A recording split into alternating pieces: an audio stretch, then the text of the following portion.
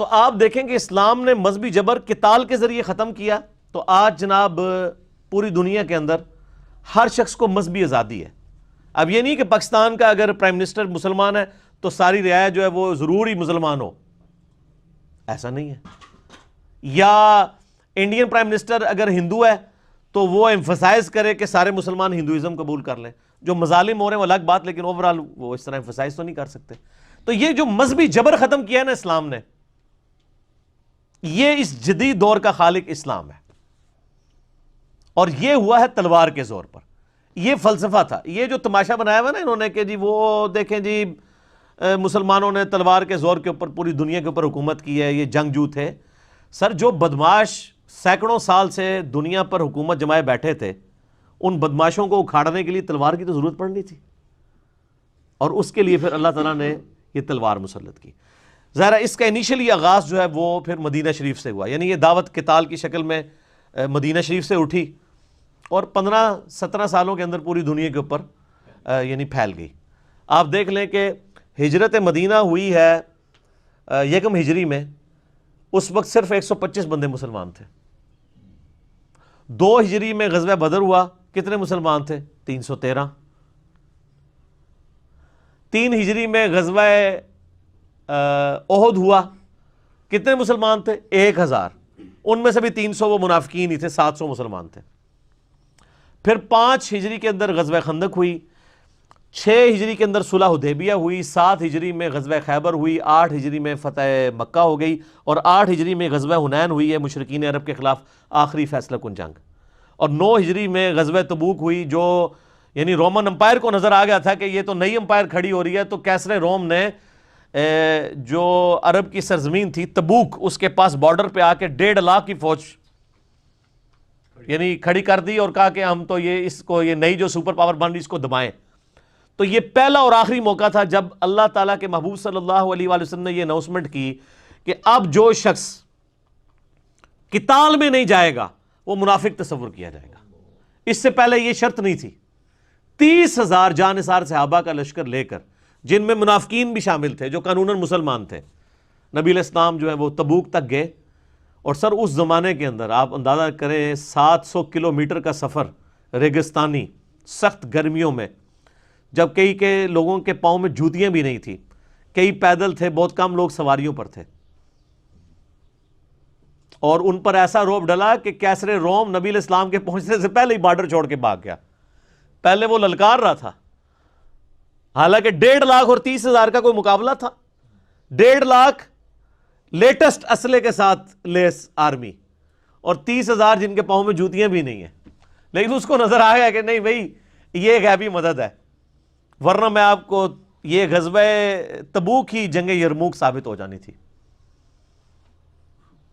اور پوری دنیا پہ داغ بیٹھ گئی کہ یار رومن امپائر، یعنی آپ دیکھیں کہ بھوٹان فوج لے کے آئے اور امریکہ اپنی فوج پسپا کر لے تو دنیا میں کیسے کھلبلی مچ جائے گی۔ انہوں نے کہا یار یہ لوگ فوج لے کے بھاگ گئے۔ نبی علیہ السلام 40 دن تک وہاں رہے، ارد گرد کے قبائل کے ساتھ آپ نے باقاعدہ معاہدے کیے کہ یا تو نیوٹرل رہو گے یا ہمارا ساتھ دو گے۔ سارے نے کہا جناب تھوڑی تو طاقت ہی نہیں کسی دی، رومن امپائر نس گئی ہے۔ تو کچھ آپ کے ساتھ مل گئے، کچھ نے کہا ہم جنگ ہوئی تو ہم نہ ان کا ساتھ دیں گے نہ آپ کا۔ پھر نبی علیہ السلام تو دنیا سے تشریف لے گئے اس غزوہ تبوک کے 1.25 سال کے بعد۔ پھر حضرت بکر صدیق کے زمانے کے اندر جو ہے وہ کسریٰ کے خلاف قتال شروع ہوا۔ ظاہر ان پر بھی حجت تمام ہونی تھی، ان کو بھی خطوط لکھے ہوئے تھے، یا تو جزیہ دو یا مطیع ہو جاؤ یا جنگ کے لیے تیار ہو جاؤ، جو سورہ توبہ میں آئے۔ انہوں نے سوچا ہی نہیں تھا، انہوں نے کہا یہ عرب کے بدو یہ تو لوٹ مار کرنے آتے ہیں اور بھاگ کے راتوں رات چلے جاتے ہیں۔ انہوں نے کہا نا، اب ہم لوٹ مار کرنے نہیں آئے ہیں، ہم بھیجے گئے ہیں۔ تو وہ تو ان کو سیریس لے ہی نہیں تھے رہے۔ اچھا یہ جو کسریٰ کے لوگ تھے نا پرشین امپائر کے، یہ یعنی بڑے ٹف ماحول کے عادی تھے۔ عرب کے ٹکر کے اگر کوئی لوگ تھے نا تو وہ کسریٰ کے لوگ تھے، کیونکہ وہ بھی اس ٹف ماحول کے عادی تھے جس طرح عرب کے لوگ عادی تھے۔ یعنی کتنے عرصے تک ریگستانوں میں سفر کرنا اور سارا وہ گرمی کو برداشت کرنا۔ اچھا وہ جب پہنچے ہیں تو آپ دیکھیں عراق فتح ہوا، حضرت خالد بن ولید رضی اللہ تعالیٰ کو بھیجا سیدنا ابوبکر نے، کرتے کرتے جناب جو ہے نا وہ فتوحات بڑھتی گئی. لہٰذا آپ سر عمر سیریز دیکھیں, مولویوں کو چھوڑیں, عمر سیریز دیکھیں. آپ نے اگر یہ ریولوشن دیکھنی ہے تو حضرت ابوبکر صدیق وفات پا گئے, حضرت عمر بنے, تو ابھی بالکل فیصلہ کل, یعنی دونوں طرف فائنل کھیلے جانے والا تھا. آپ دیکھیں کہ مسلمانوں کی تعداد تھوڑی ہے اور دونوں محاذوں پہ. حضرت ابوبکر نے اپنے زمانے میں شام کے قتال کے لیے بھی, یعنی رومن امپائر کے خلاف بھی جنگ کے لیے فوجیں بھیج دیں, اور عراق تو فتح ہو گیا, کسرا کے خلاف بھی بھیج دیں. دونوں سپر پاور سے بیک وقت ٹکراؤ. اس دوران سیدنا ابوبکر کی وفات ہو گئی, حضرت عمر خلیفہ بنے, اور عین میدان جنگ میں جنگ یرموک ہونے والی تھی. خالد ابن ولید چیف آف آرمی سٹاف ہیں. حضرت عمر نے پہلا ڈیسیژن کیا کہ خالد کو ہٹاؤ, اور جناب کھلبلی مچ گئی. انہوں نے کیا جناب ساری فتوحات خالد نے کی تھی, انہوں نے کہا میں تہاڈی یہی بت پرستی توڑنی ہے, میں نے تمہاری یہی شخصیت پرستی توڑنی ہے. یہ خالد کی وجہ سے نہیں ہوئی ہے فتح, یہ خالد کے رب کی وجہ سے ہوئی ہے. سر آپ سوچ سکتے ہیں کہ بالکل فائنل میچ کے اندر کیپٹن کو ہٹا دیا جائے. یہ حضرت عمر کا کانفیڈنس تھا. ابو عبیدہ ابن جرح کو بھیجا یرموک کے لیے, اور 4 دن تک جنگ جاری رہی. اللہ تعالیٰ نے مسلمانوں کو فتح دی. اور جو کیسر تھا رومن امپائر کا جو ہیڈ, جو صدیوں سے وہاں بیٹھا ہوا تھا شام کے اندر, بیت المقدس کو انہوں نے مین سٹی چھوڑ کے چلا گیا, وہاں سے دوبارہ نہیں آ سکا. اور دوسری طرف اس کے فوراً بعد اسی سال میں, جس سال یہ یعنی یرموک ہوئی ہے نا, یہ 17 ہجری کے اندر, اسی سال جنگیں جو ہے وہ قادسیہ بھی لڑی گئی ہے. اب ظاہر مسلمانوں کے پاس فوج تھوڑی تھی. قادسیہ اصل میں ایک مسلمانوں کا امتحان تھا کہ لاکھوں کا لشکر لے کے وہ رستم پہلوان آ گیا. تو پھر حضرت عمر نے باقاعدہ خط لکھا وہاں سے کہ تم وہاں سے فوج جو ہے نا کچھ حصہ یہاں پہ بھی ٹرانسفر کرو, تاکہ, اور یہاں سے اب طے پایا کہ جی اب کس کو قادسیہ کے لیے کس کو لیڈر بنایا جائے. حضرت عمر نے یہ ڈیسیژن کیا کہ میں خود جاؤں گا قادسیہ کے لیے, کیونکہ یہ بہت فیصلہ کن جنگ ہے. یرموک چونکہ مسلمان جیت چکے تھے, تو اس کی وجہ سے جو پرشین امپائر ہے اس پہ روب پڑ گیا تھا کہ جناب امریکہ تو نس گیا جائے, ہوں رشیا کی واری ہے. تو رشیا تو روب پہ گیا, جس طرح آج رشیا اور امریکہ. سیدنا عمر نے کہا میں خود جاؤں گا. حضرت علی نے کہا کہ نہیں, نہ آپ نے نہیں جانا. سر یہ نام پتہ نہیں کہاں کہاں ہے. ان کا حضرت آپ کو کچھ ہو گیا تو پیچھے کیا بنے گا. اگر خدا نخواستہ مسلمان قادسیہ میں شکست بھی کھا گئے تو آپ پیچھے تو ہوں گے نا. ہم اور عرب قبائل کو جمع کر کے نئی کھیپ روانہ کر دیں گے, ایک اور فیصلہ کو جنگ لڑ لیں گے, اور اگر آپ شہید ہو گئے تو مسلمانوں کا شرازہ بکھر جائے گا. اور سر یہ سیم جو خطبہ ہے نا, یہ نہج البلاغہ میں بھی شیعہ کی کتاب کے اندر موجود ہے, جو میں نے HD کیمرے میں دکھایا ہے. تو سیدنا عمر پھر رک گئے. پھر مشورہ ہوا کس کو بھیجا جائے. اب باقی سینئر صحابہ بھی تیار تھے حضرت علی جانے کے لیے. باقی حضرت عمر جو ہے نا وہ سینئر لوگوں کو اپنے سے دور نہیں کرتے تھے. وہ کہتے تھے نہیں تم لوگ تو مجھے مشورہ دینے والے ہو, تم کو تو میں تمہیں یہاں سے نہیں جانے دینا. بہرحال طے پایا کہ جی یہ جناب شیروں کے مقابلے کے لیے شیر کو بھیجا جائے گا. سعد ابن ابی وقاص, سعد شیر کو بھی کہتے ہیں نا عربی میں, شیر کو بھیجا جائے. سعد ابن ابی وقاص رضی اللہ تعالیٰ, نبی علیہ السلام کے ماموں بھی تھے رشتے میں, یعنی وہ نانکے خاندان سے یعنی رشتے میں ماموں لگتے تھے.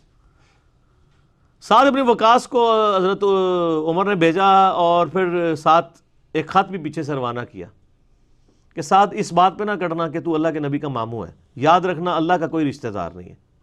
ہائے ہائے ہائے ہائے, اللہ کا کوئی رشتہ دار نہیں ہے. خدا کے ساتھ کمٹمنٹ شو کرنی ہے اپنی, بزدلی نہیں دکھانی. اور پھر سر سعد ابن ابی وقاص اگرچہ وہاں جا کے بیمار ہو گئے, قلعے میں تھے, خود تو لڑ نہیں سکے, لیکن پوری پلاننگ انہوں نے کی. 4 دن کے اندر اللہ تعالیٰ نے مسلمانوں کو جنگ قادسیہ میں فتح عطا فرمائی. 8,500 مسلمانوں کی قربانی سے 8,500 مسلمان شہید ہوئے, اور ڈیسائسو جنگ تھی. آج ہمیں ان 8,500 بندوں کے نام تو نہیں پتا, لیکن اللہ کے حضور تو وہ امر ہے, جنتوں میں ہے. اور پوری پرشین امپائر مسلمانوں کے قبضے میں آ گئی. رومن امپائر کا تو کچھ حصہ آیا تھا نا, باقی جزیہ دینے پہ آمادہ ہو گئے. پرشین امپائر پوری مسلمانوں کے پاس آ گئی. اور پھر حضرت عمر کا آپ کرائٹیریا دیکھیں کہ انہوں نے پرشین امپائر گری تو عبداللہ ابن مسعود کو چیف جسٹس بنا کے وہاں پہ بھیجا. چیف جسٹس اتنا بڑا ہوتا, آج کا چیف جسٹس نہیں سنبھالا جا رہا, اس زمانے کا چیف جسٹس. حضرت علی کو حجاز میں لگایا جہاں خود تھے حضرت عمر, مدینہ مکہ یہ پورا ایریا ہے, یہاں کے چیف جسٹس علی ابن ابی طالب جو کسی کی پرواہ نہ کرے.